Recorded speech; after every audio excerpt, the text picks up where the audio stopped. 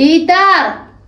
Geleyde birce sesleneyde. Şu jay satayalla gayrat et bir bana yüz vereyde.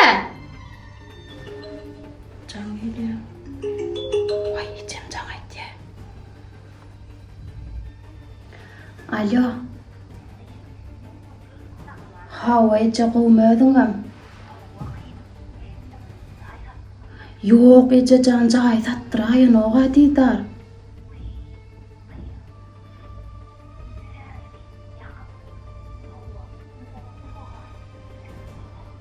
Ha, düň kalanda adymyzy yüzärlige goşup tödäýmeli. Şeýle gerek. Ha. Ha, eýle kinem suwa garyp içäýmeli. Ha. Bolleçe bolya şeýsek jaý satarsa şeýlemi? Ha, borece men goýaýyn ana Didar gelýär. Didar. Öýe yüzärip tutjak.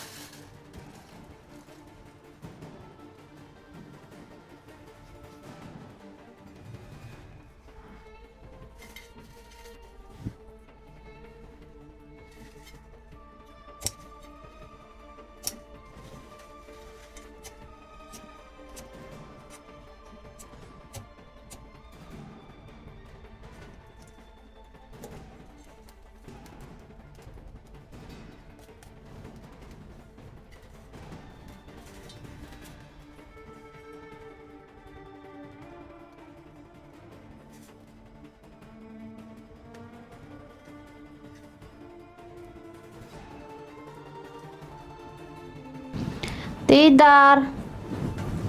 Su içäýdimi? Getir ha, getir. Başarıylığımdan peydalan yana. Ne? Al.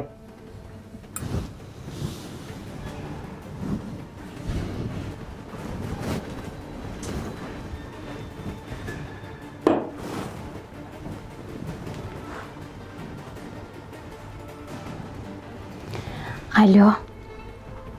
Ece. Yankı dişimiz ýaly yüzärligimi tutöttüm, suwnam içirdim. Hawa. 2 günden. Bor ece can bolya. Bor bolya. Didar. Demra, Hocam. ertiş papaňy aýyr. Demra, ejen aýyrlaryna bir ýyl geçdim. Bolya canım.